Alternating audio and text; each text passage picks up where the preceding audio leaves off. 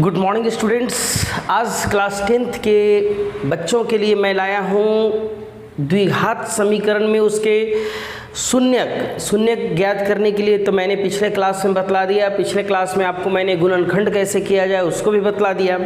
आज मैं मूल यानी मान यानी हल, उसके मूलों की सत्यता की जांच कैसी करनी चाहिए, कैसे उसको हम मूल निकाल कर उसको हम बतला सकते हैं कि यह सही है या गलत। चलिए इसके विषय में जानते हैं। तो यह क्लास 10th के एक्सरसाइज 2.2 का पहला सवाल है। लिखा हुआ है कि निम्न द्विघात बहुपदों के शून्य ज्ञात कीजिए और शून्यकों तथा गुणांकों के बीच संबंध की सत्यता की जांच कीजिए। तो द्विघात समीकरण, द्विघात बहुपद का रूप क्या होता है बताइए आप। इसके विषय में जान जाए तो पहले होता है ax² plus bx plus c, इतना बराबर 0 होना चाहिए, जहाँ a b और ये c ये क्या चीज़ है, अचर है। यहाँ देखिए, तो इसको सबसे पहले गुणनखंडन करेंगे। क्या करेंगे इसको? सबसे पहले गुणनखंडन। तो यहाँ देखिए गुणनखंडन मैं पिछले क्लास में बताया हूँ, उसका वीडियो थोड़ा सा क्वालिटी ठीक नहीं आया था। क्वालिटी के साथ कंप्रोमाइज़ कीजिएगा, इसलिए कि जो मैं ये वीडियो आपके पास बनाता हूँ एक साधारण मोबाइल से बनाता हूँ, वो भी पता नहीं कितना दिन चलेगा, देखते हैं, लेकिन आप लोग चलिएगा काफ़ी दिन। तो x² के साथ 1 से गुना है और ये अंतिम है -8 से, तो 8 एकम -8। 8 को कैसे तोड़ें कि माइनस मतलब घटाने पर कितना आ जाए, 2 आ जाए। तो 4 दूनी की 8 और 4 में से 2 खर्च 2। ये कैसे बनाए तो आप गुणनखंड वाला वीडियो ज़रूर देख लीजिएगा, इससे पहले अपलोड किए हैं। तो क्या हुआ, x² का x² -8 का -8 माइनस ये 2 है, बस इसी को हमको खंडित करना है। 4 घटाओ 2 इस फॉर्म में। आप इसके अलावा दिमाग ज़्यादा मत लगाइएगा, यानी x² बाहर निकाले तो -4 और x 4x minus minus plus 2 और x 2x घटाओ 8, यानी x अगर ये दोनों में x कॉमन ले लें तो क्या बचा, x घटाओ 4 प्लस 2 कॉमन ले ले तो x घटाओ 2 चौके 8 4। कैसे जानेंगे सही बना रहे, ये दोनों बराबर होना चाहिए। फिर इसको x घटाओ 4 को हम कॉमन ले लिए तो यहाँ पर बचा x और यहाँ पर +2, x + 2। मेरा अधिकांश हल हो गया। देखिए कैसे, जब हम लिए कि इतना बराबर 0, x - 4 बराबर 0, कहाँ से शून्यक के रूप में इसको लिखेंगे, तब शून्यक लेने पर यहाँ देखिए तो x बराबर क्या हो गया, वैल्यू 4। फिर लिए जब कि x + 2 बराबर 0, तो x बराबर क्या हो गया, -2। यानी कहने का मतलब मेरा 2 मान आ गया x का।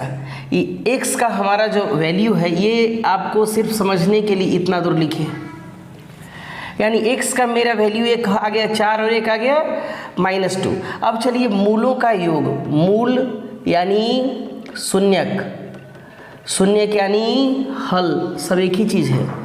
क्या होता है, -b/a। क्या होता है, -b/a। तो सबसे पहले इसमें से आप क्लैरिफाई कीजिए कि ABC x² के साथ जो है उसको a बोलेंगे यानी 1, x के साथ है उसको b बोलेंगे यानी -2, जो अकेला है उसको c बोलेंगे यानी -8।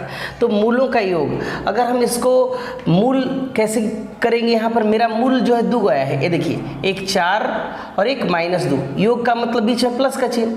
अब यहाँ पर हम इससे लेंगे -b का मतलब कि -2 में a कहने का मतलब 1। अब देखिए 4 में से 2 खर्च 2 बराबर, यहाँ b कहने का मतलब -2 था, माइनस +2 बटे, यहाँ देखिए दोनों बराबर आ गया, तो इसलिए इसको क्या लिखेंगे, वेरीफाइड, जांच लिया गया। अब अगर कोई कहा कि शून्यकों का गुणन, उसको तो जांच करना ही, कहा क्या, शून्यकों का गुणन क्या होता है, c/a। ये फार्मूला है, योग मतलब -b/a और गुणन मतलब c/a, इसको आपको याद रखना होगा। तो ये मेरा शून्यक है, यही मेरा शून्यक कहिए, चाहे मूल कहिए, चाहे मान कहिए, चाहे हल कहिए। तो शून्यकों का गुण, ये दोनों को गुना कीजिए, 4 × -2, c कहने का मतलब c यहाँ से देखिए, -8 में a कहने का मतलब 1, यानी -8 बराबर -8। सही है ना। तो इस तरह इसी के मूलों की सत्यता की कैसे जांच की जाए, शून्य के और योग के। तो चलिए आइए देखते हैं। यहाँ देखिए ये जो है 4s² माइनस 4s+1, सबसे पहले आपको इसको फैक्टराइज करना है, यानी गुणनखंड करना है। अगर आपने मेरा गुणनखंडन वाला वीडियो देखा होगा तो ठीक है, और नहीं देखा होगा तो गुणनखंडन कर लीजिए। गुणनखंडन करने के लिए सबसे पहले एक थिंकिंग गैलरी रखनी पड़ती है। सोचिए, अगर हम इसको डायरेक्ट 3 और 1 4 कर दें, बीच वाले सेगमेंट को तोड़ दें तो सही नहीं बनेगा सवाल। यहाँ देखिए सब कुछ नहीं करना है आपको, बस इससे मतलब रखना है कि इसको केवल तोड़ना है, बस इसी को ध्यान रखना है। अब हमको माना कि खांसी हुआ है, हम पूरा खांसी, सर्दी, बुखार, पेट खराब, सब चीज़ का दवाई खाने लगे तब तो सब गड़बड़ हो जाएगा भाई।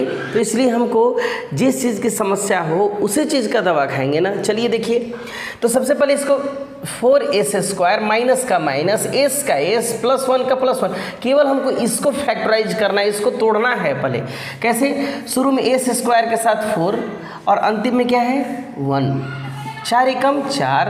4 को कैसे तोड़ें कि गुना करने पर तो 4 आ जाए, लेकिन प्लस का मतलब जोड़ने पर इस बीच वाले के बराबर आ जाए। तो कैसे करेंगे, 2 दूनी की 4, 2 और 2 4 भी हो गया, और 2 गुने 2 4 भी, यानी ये मेरा दोनों जो क्राइटेरिया है उसको फुलफिल कर रहा है। तो इसको दोनों क्राइटेरिया फुलफिल कर लिए तो सवाल बन गया। तो 4 इसको हम कैसे करेंगे, 2 + 2। सर 3 + 1 कर सकते थे, बिल्कुल नहीं, फिर तो मेरा फैक्टराइजेशन गलत हो जाएगा, एकदम सही होगा ही नहीं। इसलिए इन बातों का आप ध्यान ज़रूर रखें। अब चलिए इसको बाहर निकाल लीजिए, 4s² माइनस 2s, फिर माइनस 2s + 1। ये दो को एक साथ, क्यों, क्योंकि हम इसमें जो जो कॉमन फैक्टर्स हैं उसको हम कॉमन ले लेंगे। कॉमन लेना मतलब समझ नहीं, वह बड़ी से बड़ी संख्या जिससे कि दोनों में भाग लग जाए। तो इसको हम क्या किए, 2s कॉमन लिए तो क्या बचा, s माइनस 2 दूनी 4, 2s - 1, और ये दोनों में क्या जा रहा है, कुछ नहीं, -1। तो -1 से भाग दे दिए तो 2s और माइनस प्लस -1। कैसे जानेंगे सही बना रहे हैं ये दोनों, बिल्कुल बराबर होना चाहिए। यानी 2s - 1 को कॉमन ले लिए तो यहाँ क्या बचा, यहाँ बचा 2s और यहाँ बचा -1। अब देखिए ये मेरा ये पावर 2 था, यानी द्विघात समीकरण था, तो इसको 2 भाग में तोड़ दिए। त्रिघात समीकरण होता तो 3 भाग में तोड़ देते, एकदम वो होना ही होना है। यहाँ देखिए, तो जब लिए हम 2s - 1 = 0, 2s = 1, s = 1/2।